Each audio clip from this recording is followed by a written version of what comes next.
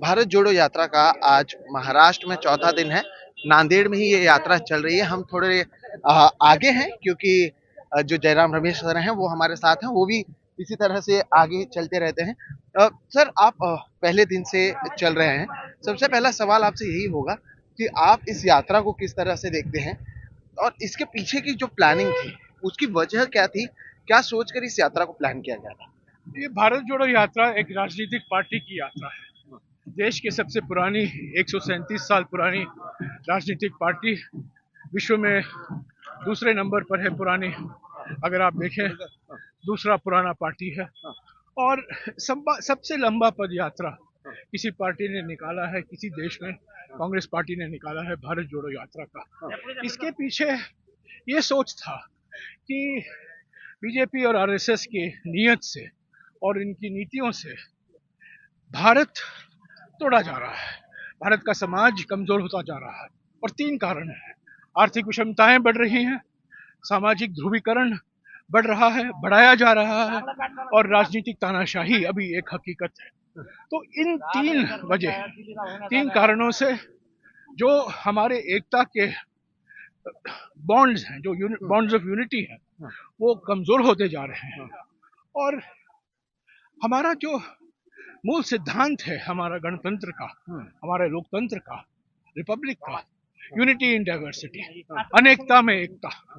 पर अगर आप अनेकताओं को दबाएंगे, अनेकताओं का नजरअंदाज करेंगे और एक समानता लाने की कोशिश करेंगे तो भारत जरूर खतरे में पड़ेगा।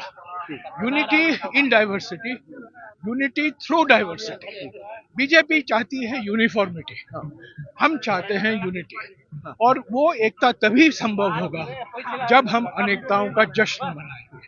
और ये भारत जोड़ो यात्रा हमारे देश, हमारे समाज का अनेकताओं का एक जश्न मनाने के लिए निकाला गया है। ठीक, लेकिन क्या जमीनी स्तर पर आप इसका असर देख पा रहे हैं?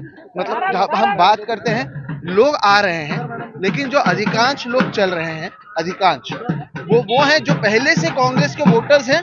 मैं पार्टी वर्कर्स नहीं कह रहा, कांग्रेस वोटर्स हैं। बिल्कुल, में कई कांग्रेस समर्थक हैं, कई कांग्रेस आलोचक भी होंगे, और कोई लोग, बहुत से लोग जो न केवल कांग्रेस के साथ जुड़े हुए हैं या कांग्रेस से नफरत है, तो सब तरीके के लोग आ रहे हैं सड़क पर महत्वपूर्ण बात यह है कि भारी मात्रा में बुजुर्ग, महिलाएं, युवा, किसान, जो अनऑर्गेनाइज सेक्टर के वर्कर हैं, सब लोग, छात्र, महिलाएं, सब लोग भारी मात्रा में सड़क पर उतरे हैं हमारा स्वागत करने के लिए। हो सकता है ये हमारे वोटर नहीं है, पर ये वोट जिताओ यात्रा नहीं है, ये इलेक्शन चुनाव जिताओ यात्रा नहीं है, ये एक भारत जोड़ो यात्रा है। और इसका क्या असर होगा 2024 में, हम अभी तक, मैंने तो उसके बारे में सोचा ही नहीं। ये बात आप दोहराते रहे हैं सर कि इसका चुनाव से हमें आकलन करना भी नहीं चाहिए फिलहाल, लेकिन जिस चीज से लड़ने के लिए आप निकले हैं, वो जब तक चुनाव कांग्रेस जीतेगी नहीं तब तक वो चीजें क्या आप हासिल कर पाएंगे? तो उसके लिए तो चुनाव जीतना जरूरी है ना सर।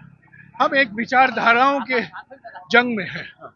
ठीक है, राजनीतिक पार्टियां हैं, एनजीओ नहीं होती, सन्यासियों का संगठन नहीं है। हमें चुनाव लड़ना है और पूरी उम्मीद के साथ कि हम जीतेंगे। पर चुनाव से अलग हटकर राजनीतिक पार्टी का एक और कर्तव्य बनता है कि विचारधारा क्या है।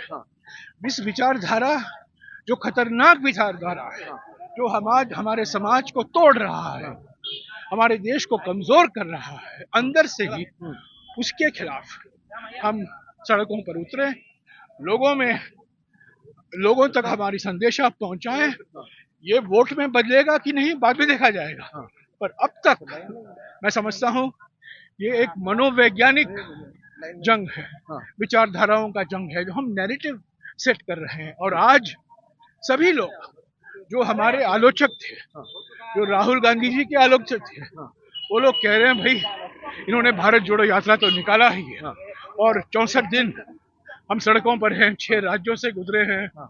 ये 27वां जिला है नांदेड़ में, ऐतिहासिक और पवित्र शहर में आए हैं। तो मैं समझता हूँ इससे सबसे डायरेक्ट असर हमारे संगठन पर पड़ेगा। हमारे संगठन के कार्यकर्ता जो थोड़ा उनका मनोबल इतना ऊंचा नहीं था, वो आज सड़क पर उतरे हैं।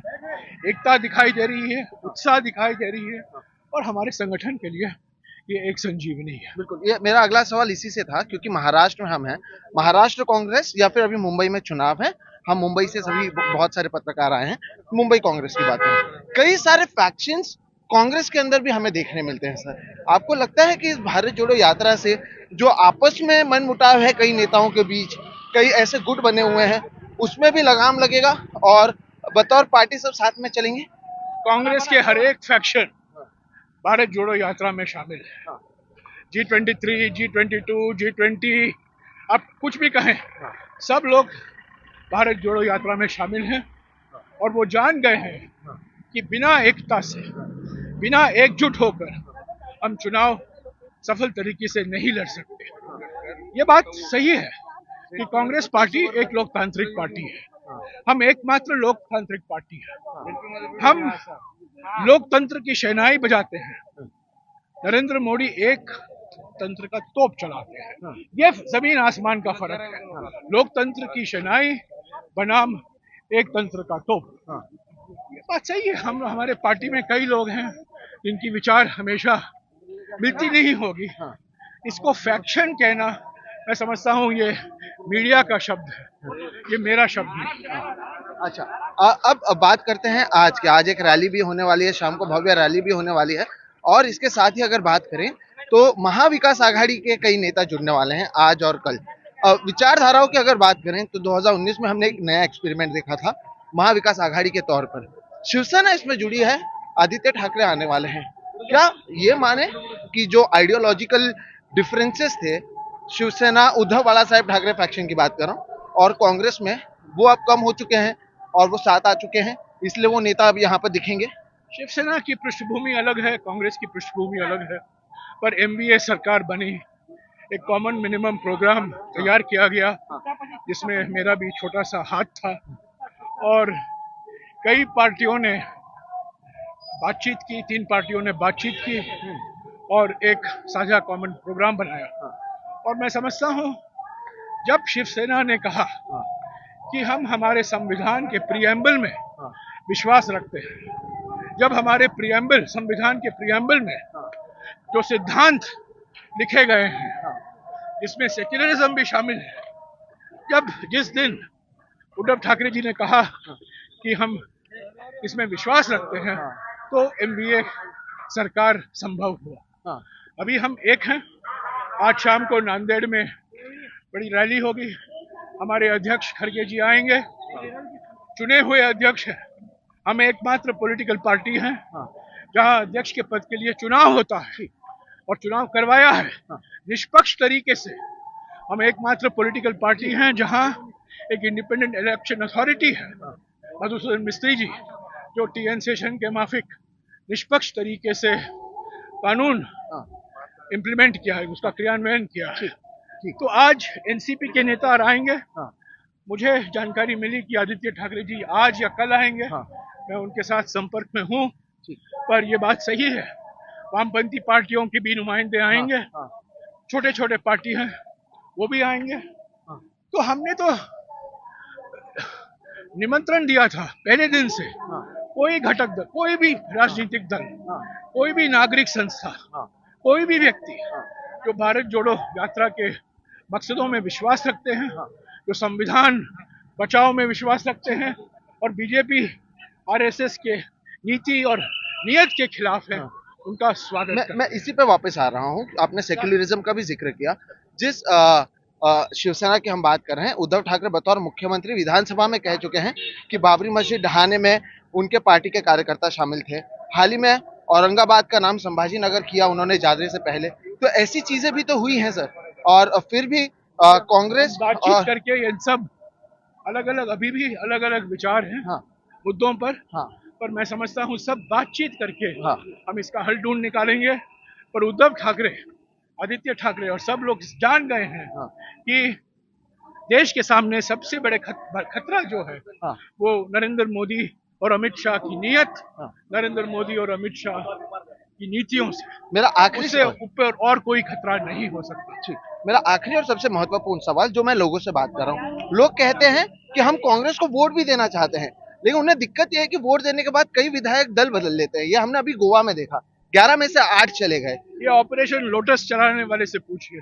हाँ। ये जो ऑपरेशन लोटस चलाते हैं, झारखंड में चलाया, हाँ। महाराष्ट्र में चलाया, हाँ। असम में चलाया, बीजेपी में चलाया, लोग इस ईडी का इस्तेमाल दुरुपयोग हुआ, जैसा कि संजय राउत के खिलाफ हुआ, इनकम टैक्स, सीबीआई।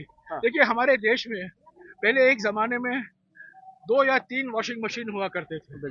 एक हायर ब्रांड था और एक एलजी ब्रांड था। आज हमारे देश में सबसे पॉपुलर ब्रांड जो है वो बीजेपी ब्रांड वॉशिंग मशीन है, जिसमें लोग डाले जाते हैं, जिसके खिलाफ इंक्वायरी हो, ईडी, सीबीआई, इनकम टैक्स, और वॉशिंग मशीन से निकलकर बहुत साफ बन। हमारे असम के मुख्यमंत्री हैं, उसका मिसाल है, गोवा के एमएलए इनके मिसाल है, महाराष्ट्र में कई ऐसे मिसाल हैं। तो ये ठीक है, शिवसेना और हमारे बीच में आज भी मतभेद होंगे, पर लोकतांत्रिक तरीके से बातचीत करके हम इसका हल ढूंढ निकालेंगे। बिल्कुल, बहुत-बहुत शुक्रिया एनडीटीवी से बात करने के लिए। जिस तरह से आपने देखा, ये जयराम रमेश सीनियर कांग्रेस लीडर, हम भारत जोड़ो यात्रा नांदेड़ में है, चौथा दिन है इस यात्रा का, और बड़े पैमाने पर जब ये यात्रा के बारे में मैं आपको बताऊं, आप मेरे पीछे देखेंगे, जब दोपहर को या सुबह के यात्रा के बाद रुकते हैं तो इसी तरह से नेता रुकते भी हैं। सुबह 10 बजे तक ये यात्रा सुबह 6 बजे से चलती है। कई सारे मुद्दे थे, कई सारे सवाल थे भारत जोड़ो यात्रा को लेकर, कांग्रेस को लेकर, लेकिन उन सभी चीजों का जवाब देते जयराम रमेश नजर आए। नांदेड़ से सोहित मिश्रा, एनडीटीवी इंडिया।